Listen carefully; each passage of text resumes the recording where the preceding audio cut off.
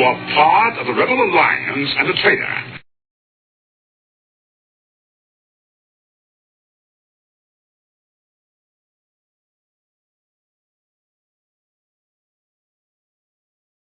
Well, hello fellow rebels, and welcome to another video. Right then, so, the train drivers are, apparently because the adults are back in the room, as in the Labour Party, have had their pay rise, and they're all really, really happy, and everybody's jumping up and down and very, very happy, and everybody's chuffed. Well, except for this small problem. That's right, they're all going to be on strike again. Yep, that's right, the massive pay rise is going to be paid to people who are going to be on strike yet again. Because they can see how weak the Labour Party are. The Labour Party, who basically have rewarded their friends, have not actually explained how this is going to be paid for. Is it going to be the taxpayer, which will be one way, or will it be the train users, which will be the other way? So basically, as they keep screaming on about this is a massive win, the adults are back in the room and we've solved all the problems. In reality, it's not a big win, because what will happen is either the taxpayer's got to go, so there we know even more of the winter fuel allowance that you've stole off my mum, for one instance, or another way, probably national insurance on the pensioners to pay for this pay rise, or they'll have a massive increase in rail prices to cover for the, which will mean there'll be a drop in the use of railways and eventually mean that they don't get used anymore. So it's not the win, but it doesn't matter because they're still going to go on strike for another 3 months, despite the bumper pay rise. So we'll read it as we go.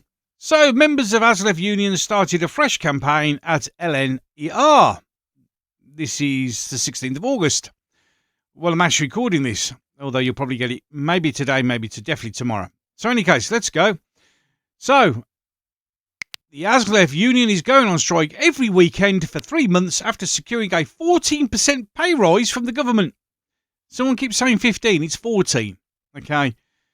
Members of the Trade Drivers Union are starting a fresh campaign of strikes at LNER between the end of August and November.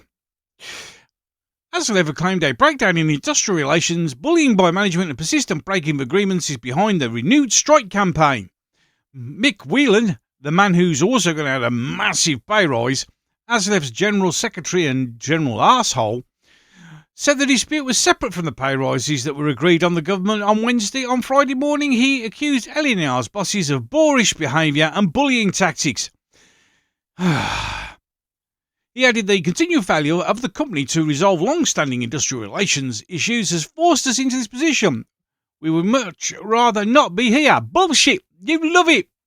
Because now you've seen how weak the Labour government are, so you'll just keep doing this and eventually force LNER to do something, and that will allow the government to step in, because remember, they want to bring all the private companies back under GB Rail, so we can have an even more useless, overpaid rail service that no one can use because it's too expensive. But in any case, the company has brutally and repeatedly broken diagramming roster agreements, oh no, failure to adhere to agreed bargaining machinery, and totally acted in bad faith. When we make an agreement, we stick to it. This company does not. That's a load of shite for a start off, because you just keep doing stuff. Any case, hundreds of train drivers will now strike every Saturday and Sunday from August the 31st to November the 10th, a total of 22 days.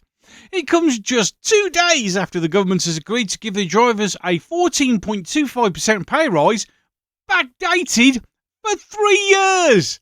That's going to be a nice bumper payment for the bastards who are going to be on strike again.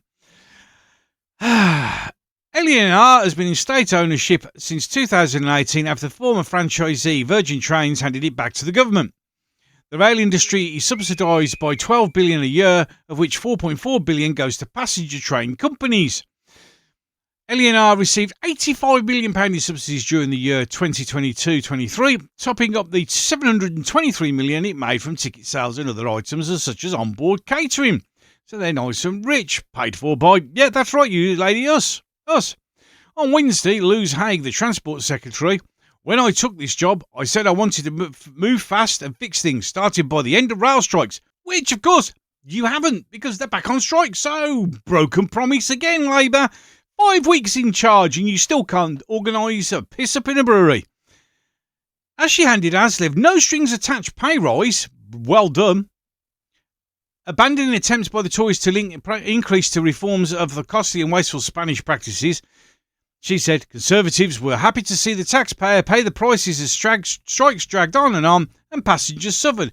This Labour government is doing the right thing and putting passengers first, who will have to pay through the nose for these massive pay increases we give them, and they still can't get on the trains because they'll be on strike.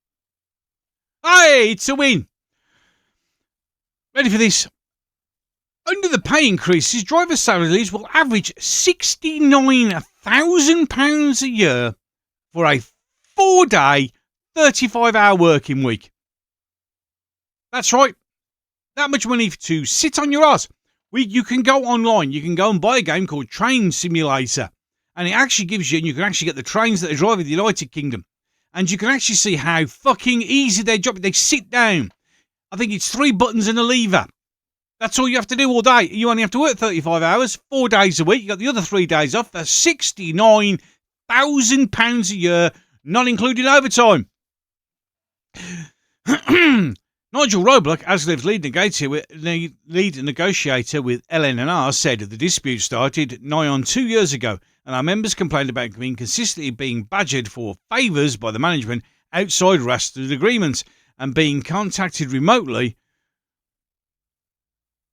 which is also against our agreements. Oh my God, they phone people up. Could you possibly come in? No, I'm not coming in. Well, I'll give you a load of extra money, double a time and a half as a favour. Yeah, right, then I'll do that. Lawyers. Yeah. The Telegraph followed out this week how the Spanish practices enshrined in formal agreements with the made with the rail unions hold back vital productivity reforms. Productivity reforms. Really? I don't think they do. Literally, you don't do anything. Mrs. Haig declined for response to the request for comment because she's just realised she's been lied to, paying a load of money which we're all going to have to pay for a strike that's come back on again. LNR and Department of Transport have been contacted for comment, but I don't suspect them answering you any way, shape or form. So there you go, ladies and gentlemen. You wonderful mother truckers, you parts of the Rebel Alliance. Labour promised to be the grown-ups in the room, give a massive pay deal, which they backdated for 3 years, so that's going to be a nice chunk of wodge going into the train drivers thing, for them to come out 2 days later and go, actually, thanks for that, but we're still going to go on strike.